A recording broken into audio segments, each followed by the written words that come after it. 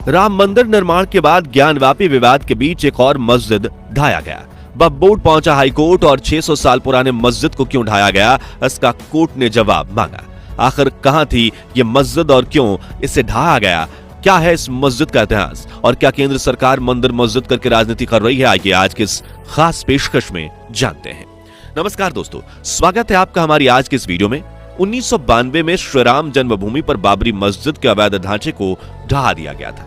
तब से राम जन्मभूमि पर मंदिर मस्जिद का विवाद और तेज हो गया था। आखिरकार 500 सालों के लंबे संघर्ष के बाद आज 2024 में राम जन्मभूमि पर नवनिर्मित मंदिर बनकर तैयार है।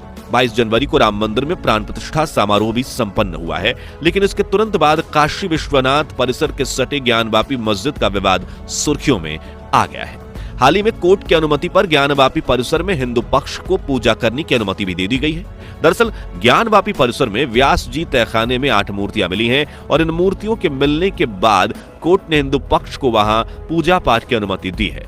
कोर्ट के इस फैसले के बाद यह विवाद और भी गहरा हो गया है। इस फैसले के बाद जहां शुक्रवार को जुम्मे की नमाज के लिए नमाजियों की भीड़ भी इकट्ठी हो गई, लेकिन दोस्तों राम मंदिर और ज्ञानवापी से जुड़ी बड़ी खबर विवाद के बीच भारत की एक और मस्जिद को ढा दिया गया है। बताया जा रहा है कि इस मस्जिद का इतिहास 600 सालों से भी ज्यादा पुराना है और अगर मस्जिद का इतिहास इतना पुराना है तो फिर इसे क्यों ढाया गया? इसे ढहाने के पीछे की क्या असली वजह है कि आपको बताते हैं। इसकी शिकायत लेकर वक्फ बोर्ड हाईकोर्ट भी गया। तो क्या है वक्फ बोर्ड की शिकायत और आज कोर्ट ने भी मस्जिद ढहाने के पीछे वजह बताने का आदेश दिया है। तो क्या है पूरा मामला, आइए जानते हैं और आज के इस खास वीडियो के माध्यम से। लेकिन दोस्तों आगे बढ़ने से पहले ऐसी ही और वीडियोस देखने के लिए चैनल को सब्सक्राइब अवश्य कर दें। मस्जिद कौन सी थी और कहां थी? दोस्तों 30 जनवरी के दिन जिस मस्जिद को ढाया गया, असल में वो मस्जिद दिल्ली के मेहरौली में स्थित थी, जिसे अंखुदजी मस्जिद के नाम से जाना जाता है। आपको बता दें कि 30 जनवरी के दिन डीडीए यानी कि दिल्ली डेवलपमेंट अथॉरिटी की ओर से इस कार्रवाई को अंजाम दिया गया। मस्जिद को ढहाने के बाद यह मामला फिलहाल कोर्ट में है। वहीं इस मस्जिद को गिराए जाने से एक विशेष समुदाय काफी नाराज है। उनके अनुसार मस्जिद गिराने से पहले कोई सूचना नहीं दी गई थी और इस वजह से दिल्ली हाईकोर्ट ने दिल्ली डेवलपमेंट अथॉरिटी से यह जवाब मांगा है कि क्या इस मस्जिद को गिराने से पहले कोई सूचना दी गई थी या नहीं। दूसरी ओर डीडीए की ओर से यह कहा गया है कि डिमोशनल ड्राइव अभियान के चलते मस्जिद और उसके आसपास के स्ट्रक्चर को अनऑथराइज्ड मानते हुए जमींदोज किया गया है। क्या है 600 साल पुराना इस मस्जिद का इतिहास?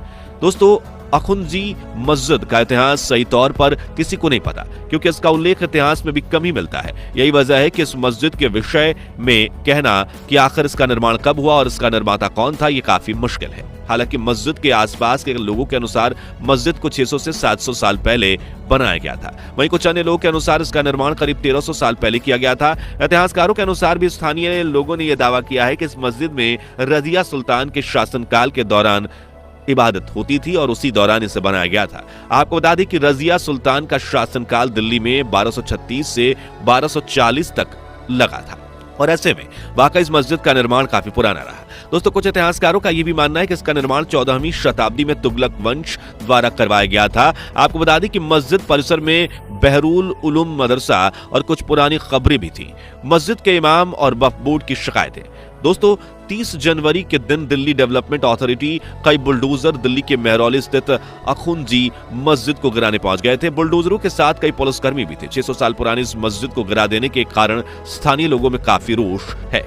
उन्होंने डीडीए पर आरोप लगाते हुए यह कहा कि मस्जिद को गिराने से पहले किसी तरह का नोटिस जारी नहीं किया गया। मस्जिद के साथ ही आसपास के स्ट्रक्चर्स को भी डिमोलिश कर दिया गया है। मस्जिद के इमाम ने भी शिकायत करते हुए यह बताया कि वहां 2 मज़ारें थीं, एक शेख जलालुद्दीन तबरेज रहमतुल्लाह अलैह की और दूसरी शेख पारिखा रहमतुल्लाह अलैह की, जो करीब 700 साल पुरानी थी, जिसे पूरी तरह से जमींदोज कर दिया गया है और तो और इसकी सूचना या किसी तरह का कोई नोटिस भी उन्हें नहीं दिया गया। इमाम की इन्हीं शिकायतों को लेकर वक्फ बोर्ड भी दिल्ली हाईकोर्ट पहुंचा था और उसने भी कोर्ट में डीडीए की शिकायत करते हुए कोर्ट से यह कहा कि अखुंदजी मस्जिद के इमाम को मस्जिद गिराने की कोई सूचना नहीं दी गई थी। डीडीए का जवाब। दोस्तों मस्जिद के इमाम और वक्फ बोर्ड की शिकायत का जवाब देते हुए डीडीए ने यह कहा कि मस्जिद और मस्जिद के आसपास के स्ट्रक्चर को धार्मिक समिति की सिफारिश के आधार पर गिराने की कार्रवाई की गई थी। डीडीए ने आगे भी ये बताया कि धार्मिक प्रकृति की अवैध संरचनाओं को हटाने की जानकारी 27 जनवरी 2024 की एक बैठक में ही दिया गया था।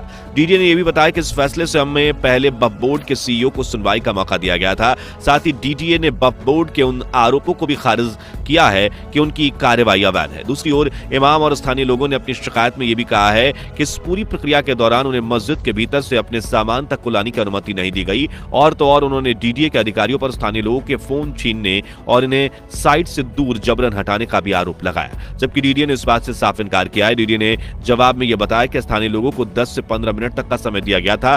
साथ ही उन्होंने ये भी बताया कि यहां पर किसी के साथ कोई भी जोर जबरदस्ती नहीं की गई और किसी का फोन भी नहीं छीना गया। तय समय के बाद ही इस कार्रवाई को आगे बढ़ाया गया। कोर्ट का आदेश। दोस्तों, फिलहाल ये पूरा मामला कोर्ट में है और इस विवाद में एक खास समुदाय खास नाराज भी है। वक्फ बोर्ड और इमाम की शिकायतों को सुनते हुए दिल्ली डेवलपमेंट अथॉरिटी की इस कार्रवाई पर दिल्ली हाईकोर्ट ने 1 हफ्ते के भीतर डीडीए से यह जवाब मांगा है कि क्या मस्जिद को ढहाने से पहले कोई सूचना दी गई थी। इसके साथ ही कोर्ट ने डीडीए से यह भी जवाब मांगा है कि मस्जिद गिराने की कार्रवाई किस आधार पर की गई है।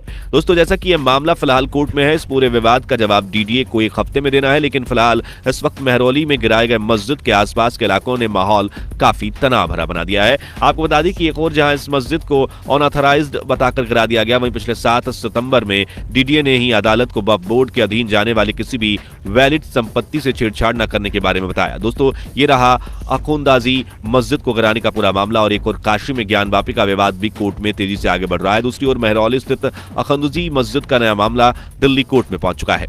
आपको क्या लगता है, क्या डीडीए की यह कार्रवाई वैध है या फिर अखुंदाजी मस्जिद को गिराने की यह कार्रवाई पूरी तरह से अवैध है, या फिर सरकार मंदिर मस्जिद की राजनीति करके अपने राजनीति को चमका रही है? क्या है इन सब के पीछे की वजह? अपना जवाब हमें कमेंट में अवश्य दें। फिलहाल आज की वीडियो में इतना ही। दोस्तों, वीडियो को एक लाइक और ज्यादा से ज्यादा शेयर अवश्य करें। ऐसी ही वीडियोस देखने के लिए हमारे चैनल को सब्सक्राइब करें। मिलते हैं अगली वीडियो के साथ, तब तक के लिए धन्यवाद।